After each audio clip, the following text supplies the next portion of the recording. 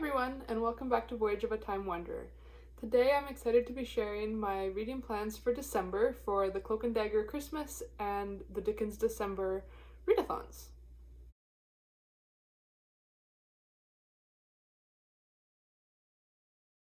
So this December, for the very first time, I'm going to be participating in Cloak and Dagger Christmas, which I'm quite excited about. I've kind of gotten back into reading mysteries maybe in the last year or so. When I was younger, mysteries were one of my very favorite kind of books to read, and then I kind of gravitated away from them for a while, and I have fallen back in love with the genre. Some of my favorites have been the Maisie Dobbs series and most of Peter May's writing. Those are the ones that I have been very much enjoying, and I'm looking forward to discovering some new to me mysteries this holiday season. So Cloak and Dagger Christmas is hosted by Kate Howe, Janelle from Too Fond of Books, Carolyn from Carolyn's Reading Rambles, and Kate from the Novel Nomad. So I'm very grateful to the four of them for putting together this fun mystery-themed read-along. And this year it is Clue themed, so all of the prompts have to do with locations in the Clue board game. So the first prompt is study, and for this room we are supposed to be picking a book that either relates to what we do for work, what we studied at school, or a hobby that we really want to learn more about. So for this prompt I'm actually going with one of the books that Kate Howe recommended in her video, and that is Murder Once Removed by S.C. Perkins. And this is actually a genealogy themed murder mystery, which I'm very intrigued by because genealogy is one of my main passions besides reading. I love researching my family history. I love digging into old records, reading old census records, looking at old land maps, finding old photographs, analyzing all the little pieces that I can find to put together my family's story. So this book, it sounds like it's a professional genealogist that's been hired by someone who believes that their 3 times great-grandfather was murdered in the 1840s, I think. And so she's using her genealogy skills to try to piece together this mystery, this murder mystery, and then it kind of spills over into the present day. So it sounds very intriguing. I definitely feel like at times being a genealogist is being a detective. You're often having to put together clues and drawing conclusions based on the evidence that you can find. So I think it's a profession, a hobby that lends itself well to the mystery genre. So I'm looking forward to digging into this, and it is the first in a series, so if I enjoy it, I've got a few more to dig into after that. Then the second prompt is library, and for this we're supposed to choose a book that either references a book or is out of the library. And for that I have got a library book, Raven Black from Cleeves. And this is also going to fulfill the next room for me as well, which is Hall, which is an entry into a new to you series, author, or subgenre of mystery. So I'm very interested in getting to Raven Black. I have read and loved a lot of Peter May's mysteries that are set on the Outer Hebrides Isles of Scotland, and this book series is set in the Shetlands, so a lot of people say if you like Peter May you're going to enjoy this.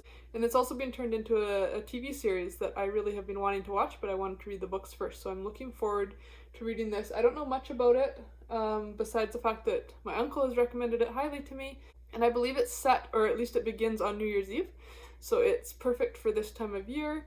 It looks like it's going to be another very atmospheric Scottish mystery series. I think this one would also even fulfill the prompt for kitchen, which is either a cozy food mystery or something set in a small town, and this being set on the Shetland Islands. It's definitely a small community. It mentions on the back that for the first time in years, people in this community are having to lock their doors because everyone's afraid of the killer being on the loose. So it's a very small community. We're going to be suspicious of everyone, I think, and I'm looking forward to getting back into some atmospheric Scottish mysteries. Then the next prompt is Billiard Room, and for this one we're supposed to choose a book that is the next in a numbered series. And so for that I have The Curse of the Pharaohs by Elizabeth Peters, and it's the second book in the Amelia Peabody series, and I've got it on audiobook here. I read the first Amelia Peabody book in October, so I'm really looking forward to diving back into her universe. This is also going to fulfill another prompt for me, which is Conservatory, which is a nature, travel, warm climate book. It's a historical mystery set in Egypt in the Victorian era and following an English woman and her exploits, dealing with archaeological digs and expat life in Egypt at the time for people from the UK. So I'm looking forward to diving back into that series for number 2, and I've got it on audiobook, which I just really enjoy listening to mysteries on audiobook, so I think it's going to be a good time. So the next prompt is dining room, and this is supposed to be a closed circle mystery, or one where you know all the suspects at the beginning of the book. And for that, I've actually gone for another audiobook, and that's one that I'm embarrassed that I haven't read yet, which is Agatha Christie's Murder on the Orient Express. This is one that I feel like everyone who loves mysteries has read, and it's another one that has a movie that I've been desperate to watch but haven't, because I know I want to read the book first so I can experience the mystery unfolding as it was meant to be experienced. So that's one I've been meaning to read for ages and ages. I've only read one other Agatha Christie, which, like I say, is somewhat of an embarrassment, but I am new to coming back into the mystery genre. I've read And Then There Were None. I adored that book. I read it maybe 3 years ago, and I kept meaning to get back into more Agatha Christie, and it just hasn't happened. And so I thought, what better time of year than Christmas to read something set on a train going through Siberia.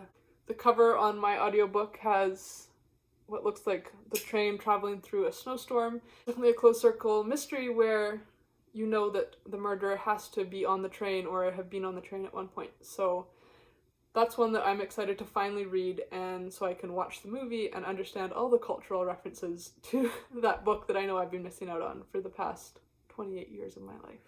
And Murder on the Orient Express is also going to meet the lounge room prompt, which is written or set during the golden age of mysteries, and that was written during the golden age, so that's another 2 for 1 for me. And then the last prompt is ballroom, which is party, and I don't think there's a book that I have on my list that fits that prompt, although maybe I'll get lucky and I'll find a party in one of my books and then I'll be able to cross that one off as well, but I'm not going to force it. Then I'm also participating this year in Dickens December, which is a readathon being hosted over on Instagram by Pixie Hollows, Tara Joy 90, and Dickens and Docs. And so that one, there's 3 group reads. So the first thing that we are reading for Dickens December is a Sherlock Holmes short story, The Adventure of the Blue Carbuncle from The Adventures of Sherlock Holmes.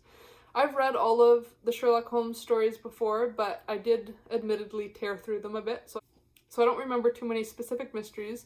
I do actually have this, the Sherlock Holmes Companion, which goes through kind of each mystery and has kind of some background content on historical context or different plot aspects that are unique to that story. So one day I would like to go through and reread the whole Sherlock Holmes canon while following along with this companion book. So I'm looking forward to rereading The Blue Carbuncle, which is a Sherlock Holmes mystery set during Christmas time, so it's perfect for the season, and I'll be following along in this companion book as well for that short story. Second group read is A House to Let, which is a collaboration between Charles Dickens, Wilkie Collins, Elizabeth Gaskell, and Adelaide and Proctor. So I thought that that sounded like an intriguing group of authors to have working together on something. It sounds like it is also a mystery to some extent. An elderly lady moves into a new house and realizes that the house next door is empty and sends out her servants to try to investigate and figure out what is happening, why is this house empty, who's stayed there, what's the story behind it. So that sounds like a great quick read, and I'm very interested to see how those authors' writing kind of merges together, because they're not people that I would think of as working together necessarily. Their writing styles aren't very similar in my mind, so I'm interested to see how it all fits together into one story. Then the other group read for Dickens December is A Christmas Carol, and I'm not sure if I'm going to participate in that one. I'm still trying to work through, I want to read all of Dickens' Christmas novellas. So last year I read The Cricket on the Hearth, and this year I was planning on reading The Chimes by Charles Dickens, which I think is set on New Year's Eve and is somewhat similar to A Christmas Carol in that there's kind of, I think, a supernatural element, ghosts perhaps appearing to someone. So that's what I'm going to be reading for my Dickens Christmas-themed novella this year. Anyway, those are my choices for Cloak and Dagger Christmas and Dickens December this year.